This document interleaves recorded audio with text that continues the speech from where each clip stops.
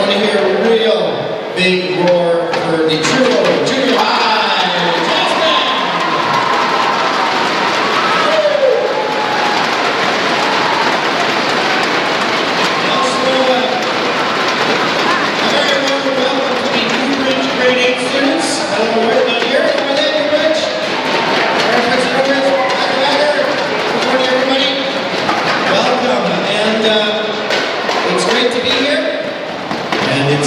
Also great to be with the youth of Canada because it is a main part of what Clara's Big Ride for Bell Let's Talk is all about. My name is Randy Ferguson and I have the honor and the privilege to tour around Canada with Clara and carry the conversation day after day. 110 days, 12,000 kilometers, and that's just the cycling portion. As you saw on the map there a few seconds ago, there's going to be a lot of other means of travel happening during this great voyage, which will also include 260 plus events like this one, where we get to meet the youth. We go to also awareness nights, fundraisers for local communities, and to top it off, well, it's more than 95 communities in every province, every territory, and that's what's important. Is that over the last 4 years, the Bell Let's Talk initiative. Who's heard of Bell Let's Talk? Ah, there you go. Well, who's participated in Bell Let's Talk? Ah, there you go. Interesting. But as you can see, not that many people. And that's one of the main goals, as I said, about Clara's Big Ride for Bell Let's Talk. Is that Bell and Clara wanted to make sure that every Canadian, young or old, had the chance to keep the conversation rolling about mental health, and especially, and once and for all, the stigma. Anybody doesn't know what stigma means? Who doesn't know what stigma means? Don't be shy. Okay. Stigma is the shame associated with suffering from mental illness. The stigma is when people make fun of someone who suffers from mental illness. And that's why Bell and Clara decided to take the message around the country, and especially bring the message to you guys, the youth, the leaders of tomorrow, in your community, of the province, of the country. And you may become the first generation of Canadians, maybe the first generation of youth in the world, to once and for all put an end to the stigma associated with mental health and mental illness. Are you ready to jump on board? Yes!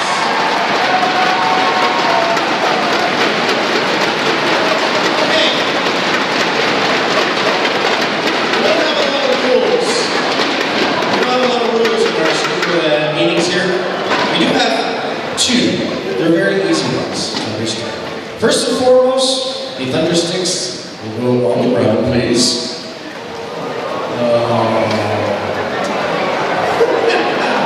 Don't worry, you'll get to use them. They're not just decorations. Second of all, I do not know your school policies. However, Bell Let's Talk is all about social media, right? It's all about getting your voice out there, carrying the conversation, posting your pictures. Hashtag Clara's Big Ride. C cap, B cap, R cap, right? And that's what we want you to do, if the school permits it. We do have Kara. Where's Kara? Kara. Where's Kara standing? There she is. She's at the back over there. Our photographer. Hello. Hello. Photographer. She's a bit shy. But she'll be taking some pictures today with the Samsung camera and posting them, we hope, to hashtag Clara's Big Ride, and also for your yearbooks, for your souvenirs, for your memories of this very important day here in your community. Okay? The other thing is, we are going to practice in a few moments the stigma stomp, and you'll be allowed to use those sticks. But once again, the phones, if you are using them, you turn the ringer off, please. Vibration mode only. Great. A very important thing to understand with Clara's Big Ride is that it's all about community. It's all about bringing the message to you here in your community that there's already a lot of things going on in regards to mental illness, to awareness, to action. And we're going to meet some people today that right here in your community, you may even know, in this county, are doing a lot. And that's the important thing for you to know, because that's where you can go if you're suffering, or if mom and dad, brother, sister, boyfriend, girlfriend. There are resources right here in the Colchester area. So we're going to bring her up, and she's a very interesting lady. She was actually our community champion, and talked to us last night, and also organized a very interesting evening out on the skating rink. And I'd like to invite right now our friend Susan to come and join us. Susan Henderson. She's the executive director of the CMHA branch here. And Susan, I'm going to let you mention the branch name because I don't want to make a mistake. So it's Colchester East. Hence? Okay, Hence branch. Okay, just making sure. I was sure it was Ounce. Take a seat, video. So, Susan, as we were mentioning to the students here today, and also to the adults, because we're not just speaking to the students, we are speaking to the adults too. We're speaking to everybody. We're speaking to the community. The CMHA has already been doing a lot here in this community. You've worked actually in the school as an anger management counselor, if I'm not mistaken. Correct, yes. And what exactly is the CMHA and other organizations doing right here in the Colchester County area? Well, our branch has a variety of programs. Mental illness is a matter of degrees. You know, some people can have less amount of mental illness and still be able to function, where others are quite impacted by it. So our programs have responded to that. So for example, someone with severe persistent mental illness, they may be in our small options group home, all the way up to a friendship club, which is a work order day where people learn new skills. And we also have a new social enterprise called Soup Cafe, which stands for Supported Opportunities for Unemployed Persons. When you have an episode of mental illness, there's often a loss of concentration, sequential thinking, being able to read and retain information. So it's an opportunity for people to regain those skills. Other than that, you know, we also have things like evening support groups, everything from a depression support group. We have acupuncture free of charge. And probably what's most significant for us today is our youth outreach program. And yeah, that's an interesting thing, and I'd like to talk a little bit more about it because maybe not all the students here know about this program and how they can integrate it and how you can bring it to them. Well, yes, our youth outreach program has been a lot of fun to incorporate. It's actually merged out of the anger management that we did in schools, and seeing some of the problems that young people were facing, and it really broke my heart because I often felt that they really just weren't being understood. You know, oftentimes behaviors such as aggression, rage, delinquent behavior, risk-taking behavior is also misinterpreted. It's chalked up to, oh, you know, this is just another teenage behavior. When people didn't look at the fact, I didn't look at the fact until I came to mental health, that this may be a mental illness that's emerging. When people are having difficulty coping significantly, that's a signal. You know, when people are expressing feelings like, I don't know if I want to live anymore, my life is rotten, I don't know what I'm going to do. So often we dismiss those behaviors by saying things like, suck it up, you know, be a man, you know, you're just a teenager, what do you have to worry about? When, as we saw in the video, you know, 40% of illnesses are there at the age of 14, and statistically, 70% of all mental illnesses show themselves in adolescence. And also, one of the things that distinguishes mental illness from, say, cancer or diabetes, there's no physical signs most of the time. There's physical pain sometimes associated with it, but nothing apparent, and that's why it's hard to read sometimes. Yes, absolutely. It's often a silent thing that people bear. You know, they often find themselves isolating in basements and, you know, not socializing with people. Actually, my age group, there was a significant amount of people who basically spent their entire lives in their basements of their parents' home. And, you know, when the parents pass away, they're then now what do I do? So yes, it's very important to recognize that people often isolate. Well, it's all about community once again. It's all about creating the first generation of Canadians, of Nova Scotians that don't deal or don't convey this stigma, this prejudice. What can they do? Where can they call, not only for help, but how can they donate their time? How can they get involved concretely in this conversation that is, you know, awareness, action? Well, it's something very simple, you know, initially. If you see somebody struggling, reach out to them. Ask them how they're doing, if there's anything they can do to help.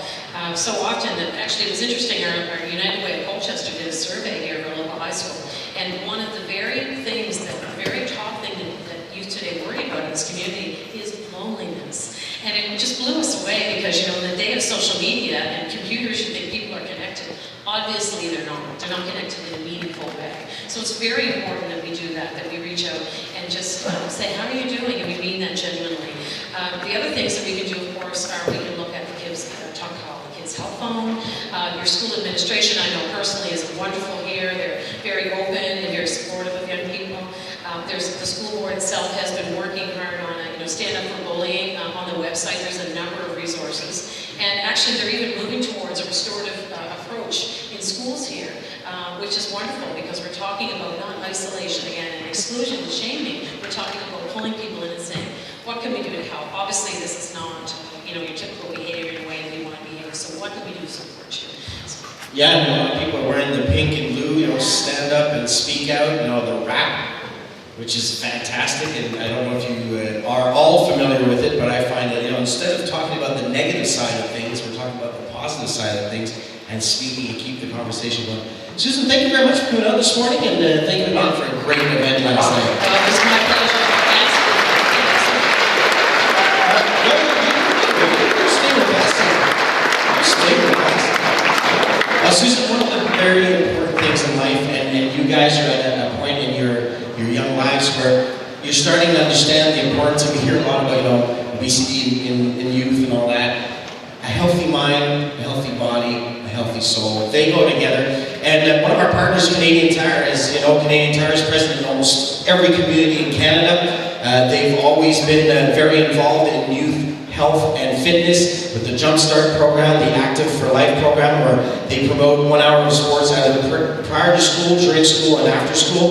They also became a partner of the Canadian Olympic team this year, and also a partner of the Canadian Paralympic team, so they're right on board.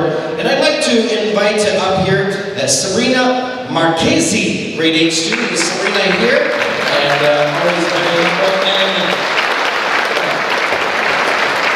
hello, Seth. So Serena, this is for you and the school, okay? You need to show this to everybody. Turn it around. There we go. It's a $400 gift certificate for sporting equipment here in the school to make sure that everybody has a fair chance, fair right to play and enjoy themselves. Thank you, Serena. And keep on doing your work. I heard you're really involved here in school. Keep it up here. Thank you very much.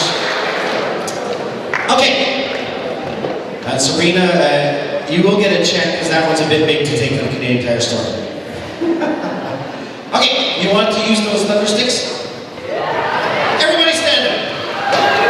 I didn't say talk, I said stand up. I said stand up. That's good for you too, Susan. Okay, chip, chip, chip, I don't want to hear the thunder sticks yet, I didn't say go. Gotta wait till Randy says. Okay, as you heard in Serena Ryder's song, it's all about clapping your hands and stomping your feet. And we're gonna practice this once. On the count of 3, I want you to stomp your feet, clap those thunder sticks, and say, stop the stigma. 1, 2, 3.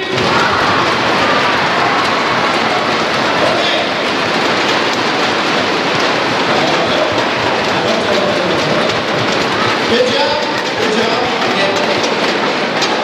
You get 10 out of 10 for that one, but no credits. I'm sorry, I can't give those out. So when Clara comes in, I want to hear you stomp on those feet, clap on the hands, and I want you to say, stop the stigma. Are you ready?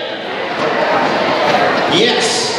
Ladies and gentlemen, she has been to 6 Olympic Games, and I'm not going to talk about Commonwealth and World Championships and all that, where she won 6 Olympic medals. She's the only athlete in the world, men and women combined from all nations that take part in the Olympics, to win multiple medals in the summer and the winter games. But first and foremost, she is the ambassador for Bell Let's Talk. She's the spokesperson and just a great lady with an amazing story. Please give it up for Clara Hughes!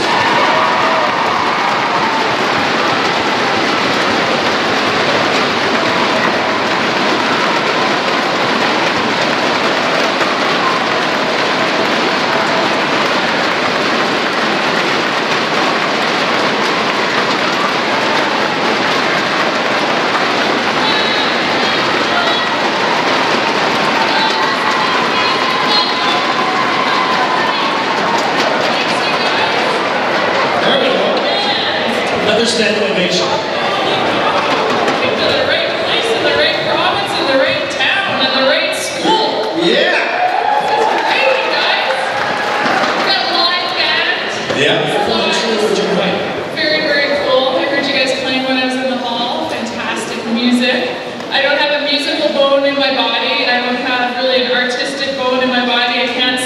saved my life.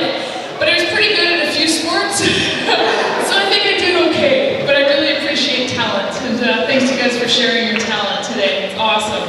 And just great to be here. This is our second day in Nova Scotia, our 5th province of this big ride. It's taken us 3,320-something K to get here.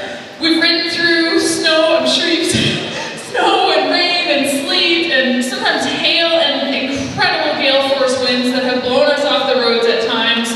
Lots of hills, lots of mountains, especially through Quebec and New Brunswick. They were big, big hills. And then we went over to the island, rode across Prince Edward Island, and then came into Nova Scotia yesterday and had an incredible welcome in a little town called Amherst. And the elementary school there did some really wonderful things for us and had all this art displayed. And again, you know, it's just, you guys live in an amazing place. I can't say enough about Nova Scotia. When we entered the Maritimes into New Brunswick, we were kind of blown away at how nice everyone was. And it's just gotten better and better. So Nova Scotia, you've blown the niceness of this ride out of the water.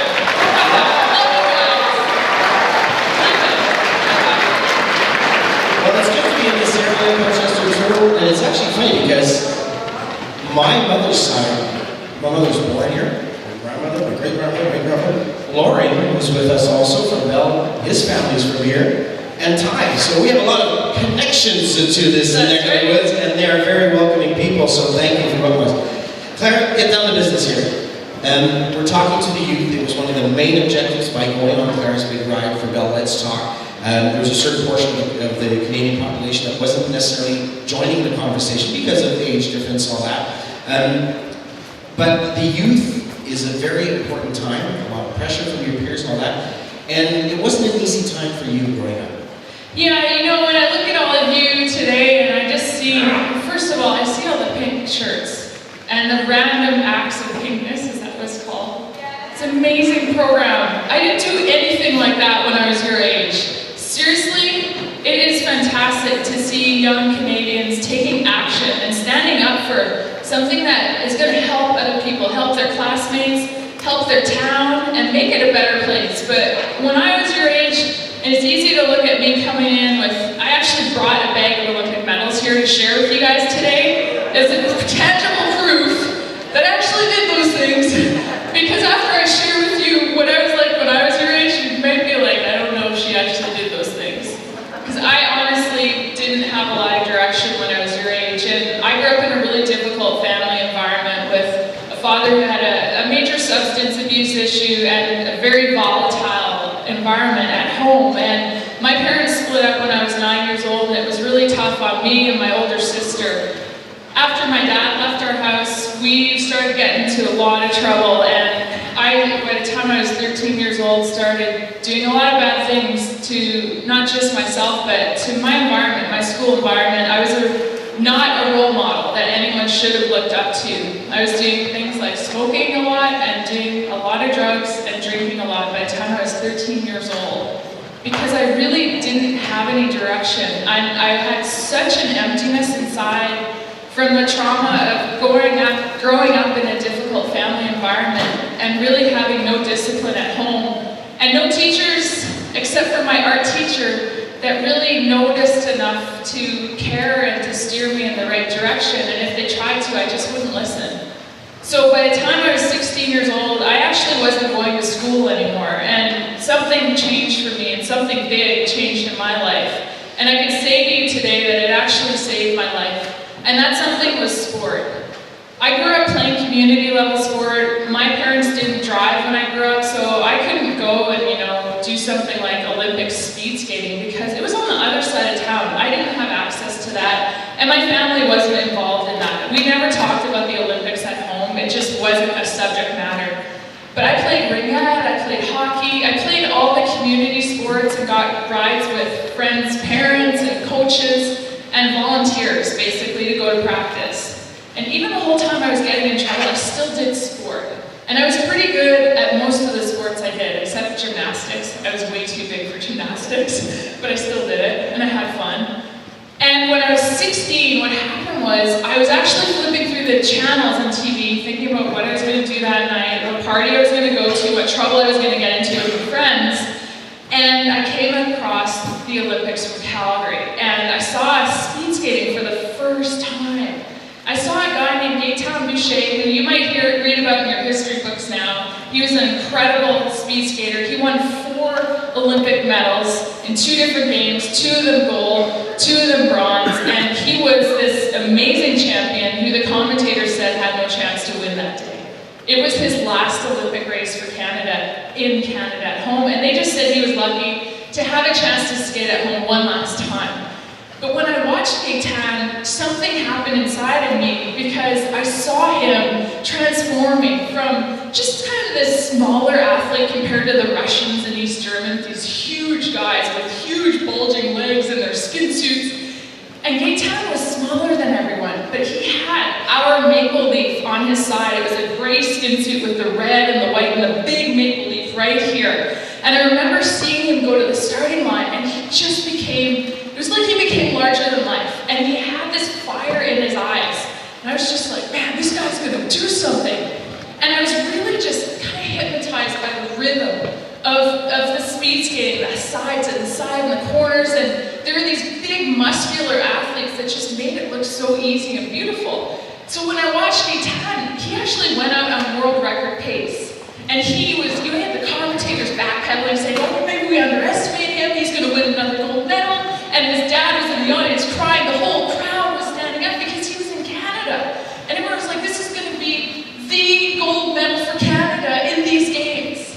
But that gold medal never happened for Gaetan. It didn't happen for Canada. Gaetan ended up in 9th place because he blew up so bad on the last lap because he went out way too hard.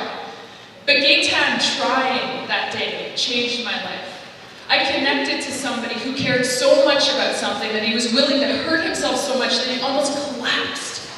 And when he skated to the infield and put his head in his hands like a failure, I was just like, man, that was the most awesome thing I've ever seen, and that is what it's good. That's what I'm gonna do. I just knew it in my heart. I didn't know how or why or when or even where, but I knew one day I was going to be that.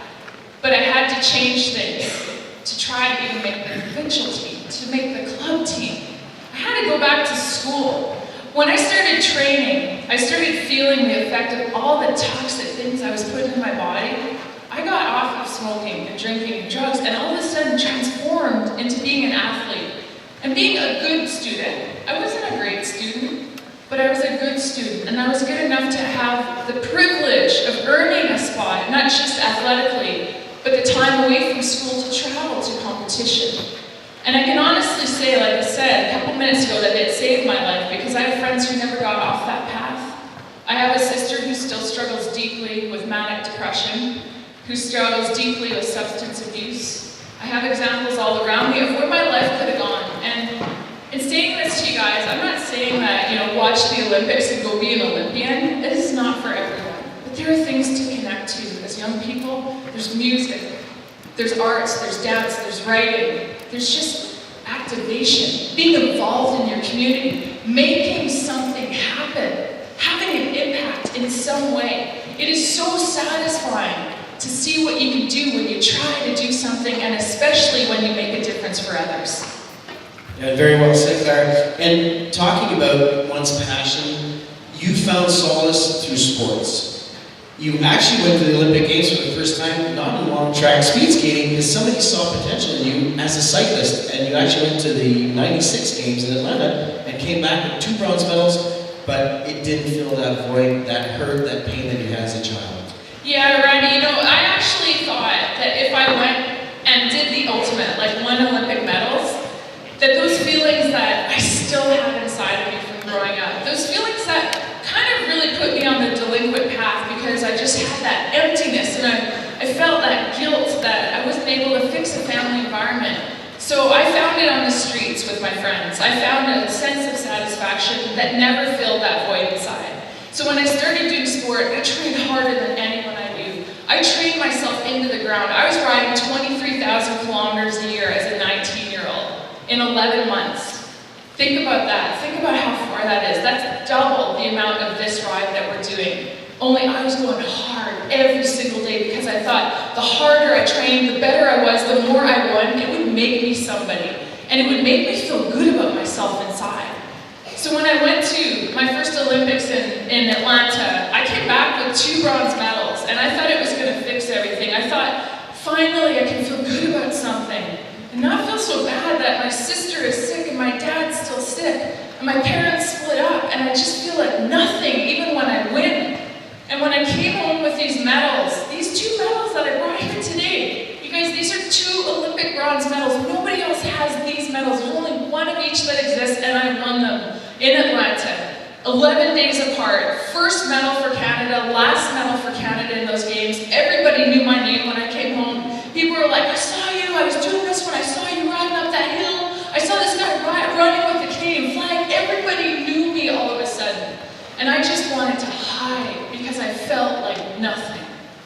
After 2 months, I was in a state of depression because these medals, and quite frankly, nothing could fill that emptiness inside. I went from being on the top of the world to rock bottom in 2 months' time. All the people around me were there to help.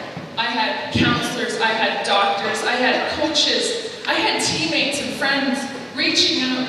But I couldn't tell my family, I couldn't tell my mom that I was depressed because I thought she dealt with so much with my dad and my sister. So I would lock myself in the house and spend my days eating, sleeping, and crying, unable to ride. People reached out to me, but I didn't want to accept the support because I felt I had to be strong. I had to fix myself.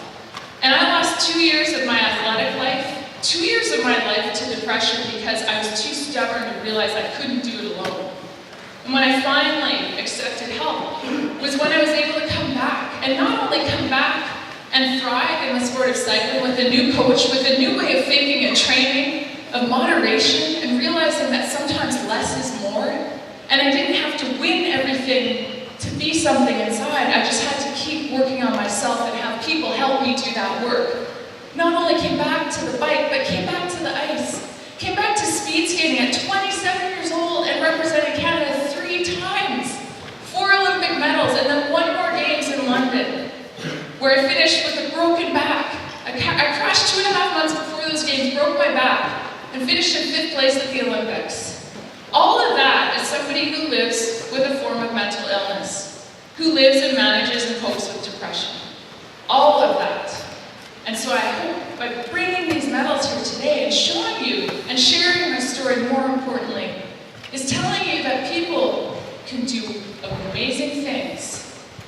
And those are the people that the stigma that's attached, the taboos, the people that suffer in silence because they feel shamed because they have something like depression or anxiety or feelings inside that are out of their control and they don't want to tell anyone because they think people are going to think they're weak or they'll be judged.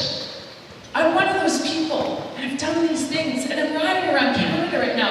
I meet people in every province, in every town, in every school that we go to that are doing phenomenal things. People that have gotten through incredible struggles and are telling their stories to let other people know that they are not alone. And I can tell you, after all of these medals, all of that time in sport, 6 different games, these medals for me wouldn't mean much at all if I didn't share them. If I didn't share not just the joy, but what the struggle that they represent. And the biggest opportunity I had was being involved in the Bell Let's Talk campaign the last 4 years. And when I quit sport after the London Olympics, I had so much time on my hands. I was just like, how can we bring this everywhere in Canada, this conversation? And particularly to young Canadians, right, Randy? That's what we've been talking about so much, is impacting you guys to believe and know that you can have an impact. And I feel like I'm coming here, and you guys are already doing it. So it's just, you are just giving me a story to bring to the next town. Seeing your pink shirts, hearing your message. Wherever else it's anti-bullying, it's here. Here it's what random act of kindness can you do to make it better for somebody else, and I love that message. Okay, a message that you guys are already carrying, so congrats on that. Clara, it's going to be another long day out on the roads. We're going to have to get moving here, but we want to remind everybody that for you, we talked about it with Susan, we have another great partner with us on this ride. It's Kids Help Phone, and it's 365 days a year, 24 hours a day, 7 days a week. It's available throughout Canada. 1-800-668-6868. If it's you, if it's your best friend, if it's mom and dad, if it's brother, sister, boyfriend, girlfriend, the importance is to learn to listen when somebody else is suffering, but also reach out and talk, stand up, speak out. And our friends at Kids Helpful, they're there for you. They'll direct you in the right direction. They'll direct you to the CMHA, the local branch. If it's for mom and dad or brother, sister, do your part and learn to listen and get help. Exactly, and if you get, just to let you know how I manage my depression, I work with a psychologist. And it's like I have a big Kids Health phone, except I know the dude on the other side. I know who he is, because I go to his office when I'm in Calgary, because I live in Canmore, Alberta. And I drive 100 kilometers to go and see him when I need to. And when I'm on the road, I can't see him. So we have phone setups. Like, I'm going to talk to him when we're in St. John's, Newfoundland, because that's the only day I have a chance. Because this ride is a lot. There's a big load. All of this sharing is hard. But what's harder is hearing, for me, so many people that are still suffering in silence, because I want to fix it all. And I can't do it alone. I cannot do it alone. And we are in this together. So please know that even me, to this day, and probably to the day I die, I'm going to have someone that I have to call, because I just can't keep it all inside, because when I do, that's when things start going dark, and I'm so intent on not going to that dark place again, that I'll keep working until the day I die on that emptiness inside and keeping it in check. And as you said before, Clara, those famous words, I wasn't afraid of losing a race, I was afraid of suffering once again from depression. And very important for everybody to know. Clara, we're going to invite a very important person in this area, who, as we do every day, it's a tradition. Jackie Chambers, guidance counselor here, has been here for 14 years at this school. And to leave our memento of appreciation, we have a signed jersey by Clara here for you guys at the school. There you go.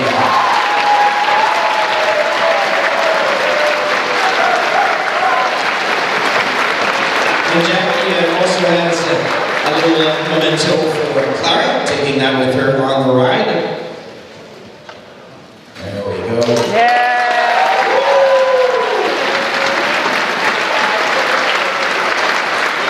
Thanks, you guys. I'm super proud to wear this. And we have actually one more guest. Oh, we do? I have a really good friend of mine who kind of came along for the ride for a few days. She's pretty good at something very specific, and that's jumping like 3 stories in the air off a trampoline and doing multiple flips over and over and over again.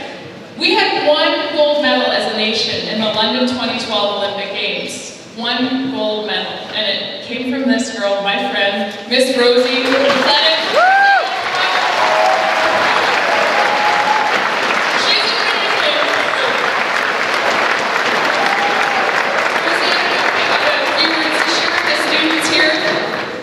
I just want to say what you guys are doing is absolutely incredible. Claire's already said it, but thank you guys so much for standing up and speaking out. And I think the biggest lesson I learned from Clara, and even just seeing the students from other schools, is that human connectivity. And to look at the person next to you, the person to your right, the person to your left, and you guys can make a promise to yourself and to the person next to you to just notice and say hello and connect to that person on a deeper level. So share the celebrations, share the highs, but also share the struggle. And I think that's the most important thing that we can share with you today, and that you guys can keep sharing with each other. Thanks, Rosie.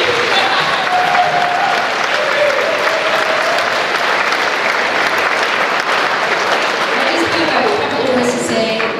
2 big ones. Thank you.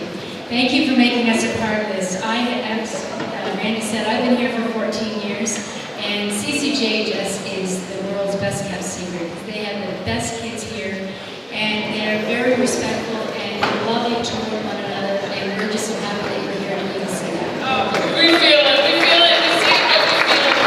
Thanks, Jack. Thanks, Rosie. And I remember when you went down, because I was taking the canoe kayak, and I was jumping up and down in the booth, so good job, Rosie.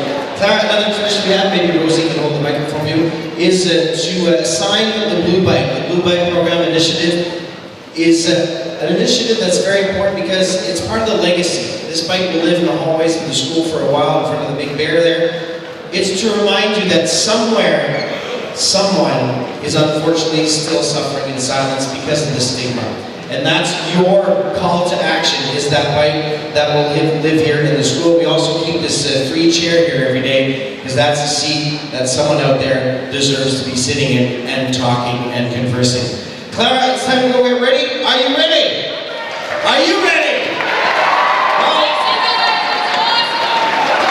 Clara's going to go get ready, and we're going to go meet Clara outside. And I'm going to invite to Jackie, who has the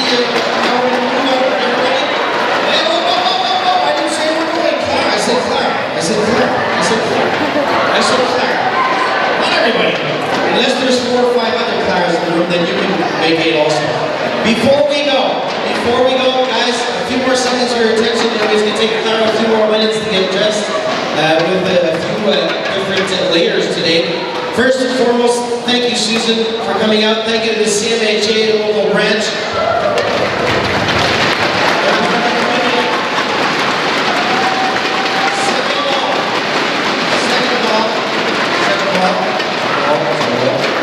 Once again, a big round of applause for our Central Junior High jazz band. Third of all, thank you very much for your listening. One of the most important things in mental health awareness, action, and acceptance is to learn to listen and to help. And last but not least, thank you for coming out this morning. This is an important step. We brought the message to your community, but this is far from over. Megan, do we have the website? No, we don't have it. I just want you to remember, Bell, Let's Talk, and its partners like Bell Lion here in the Atlantic provinces want you to keep this conversation going. And it's bell.ca/Clara's Big Ride in one word. If you go on there, you'll see at the bottom there's 4 tabs. And you can remind the students, Jackie, there's 4 tabs.